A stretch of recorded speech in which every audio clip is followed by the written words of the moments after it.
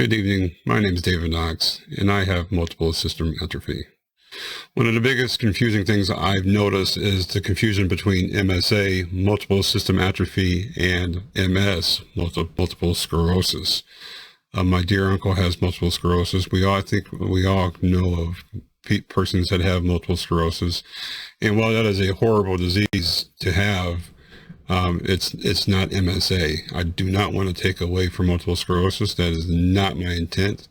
Shift focus or anything. I don't really want to compare them, contrast them in a negative way. Just every time I mention MSA, one of the first reactions is, "Oh, you have multiple sclerosis." I'm like, no, did you not hear the A at the end of MS?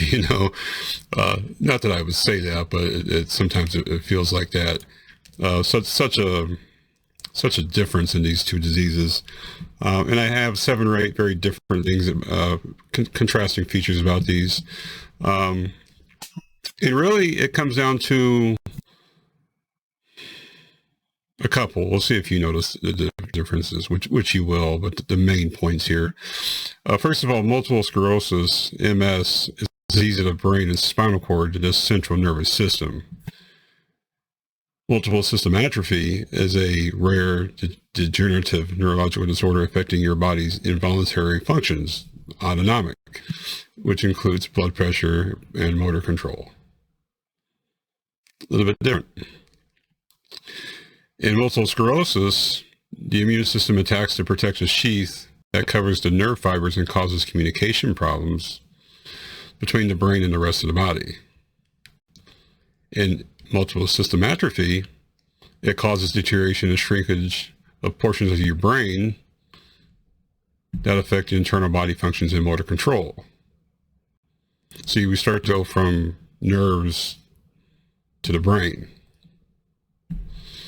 In multiple sclerosis, signs and symptoms vary wildly between patients and depend on the location and severity of the nerve fiber damage of the central nervous system, CNS. It depends how bad. Right, and MS is not good, but there's good, medium, and bad. I mean, there's different variations of MS. Again, I'm not trying to play it down, but there are different types and severities of it. In multiple system atrophy, there are 2 types: the Parkinsonian that I seem to have, mixed with cerebellar, and the symptoms depends on which one we have, and they could also be mixed. There's 3 primaries: Parkinson's, cerebellar, and autonomic. You can present with any of these 3 and mix in the other ones. That's the hard part. Like, I have msa-p, Parkinson's type, specifically because that's the predominant features, and then I have speckles of the cerebellar and the autonomic, the third part. But really, they put those into two categories. In multiple sclerosis, some people with severe MS may lose the ability to walk independently or ambulate at all, to completely move. Other individuals may experience long periods of remission without any new symptoms, depending on the type of MS they have. And without going specifically into MS, which I will if you want me to in another video, it just depends. You can have it and it can go away for a long time or forever. Now, I'm not a medical doctor, but I've read a lot of MS, and that's kind of, most people's MS doesn't go away, but it's able to be, for the most part, treated and at least not progress anymore, get into remission. How long remission is, that's a good question too, okay? Also, in multiple system atrophy, the progression of it varies, but the condition does not go into remission. It never goes backwards. It never gets better. In multiple sclerosis, on average, the lifespan in people with MS is about 5 to 10 years shorter than for those in the general population. If the average population lives 77 years, I don't know, I'm just guessing, 77 years, they're saying the average lifespan is 5 to 10 years. So if it's 77, then it would be 67 to 72 years on average. Still a full life, but obviously there are complications, and again, my heart goes out. As I have MSA, my heart goes out, okay? People in multiple system atrophy, people typically live 7 to 10 years after symptoms first appear. The survival rate and the length of msa patients varies wildly across the world, let alone person to person.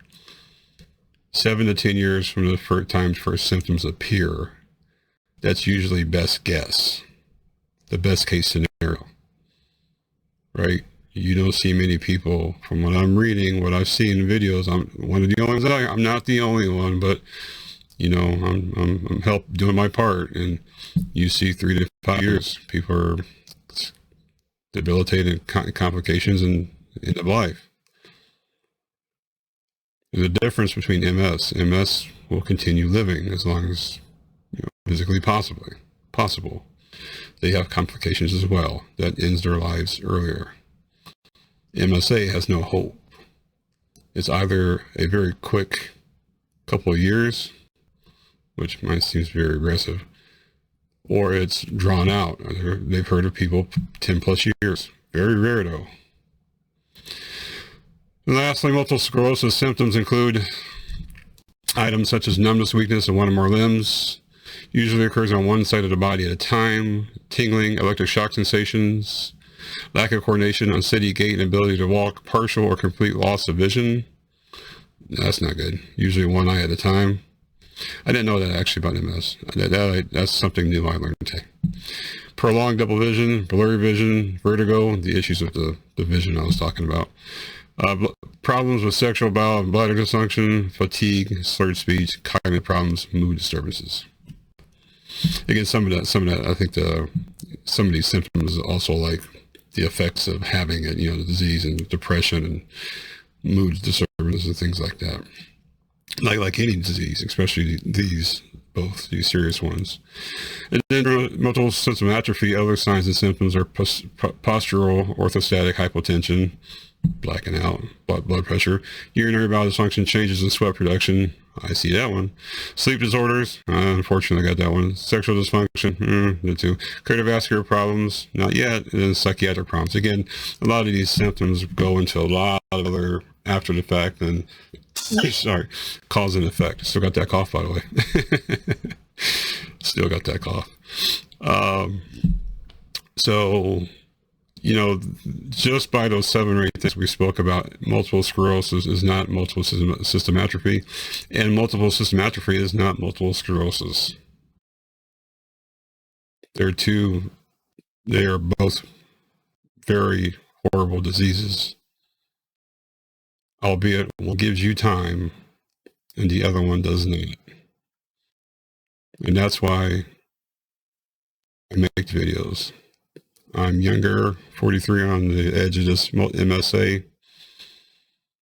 Not many voices out there. And there's even a website, MSA Trust, sent me an email asking, you know, about blogs and stuff like that. And I replied back. So you give a story or whatever. I mean, here I am. Send me, you know. If not me, who? You know, we're going to raise awareness somehow, some way. As a matter of fact, at the last meeting I had for Parkinson's, lovely nurse was talking, and we're speaking about how like ALS has this ice bucket challenge and to raise awareness. And she's like, we need to have a conference, and we need to have a meeting just about ideas for MSA. We need to have an idea about MSA ideas like the ice bucket challenge. We might have started something. What that idea is, it can't be the hot wax challenge, you know. It can't be an ice bucket challenge completely with people that react bad to nerves and, you know, their muscles and stuff. But the idea has been planted in Northwest Indiana in the Parkinson's group. I'm hopeful. I appreciate you guys. I love you to death. I have some more videos.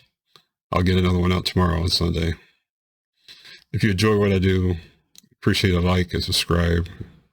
Right? If you want notifications, just trying to raise awareness, share this.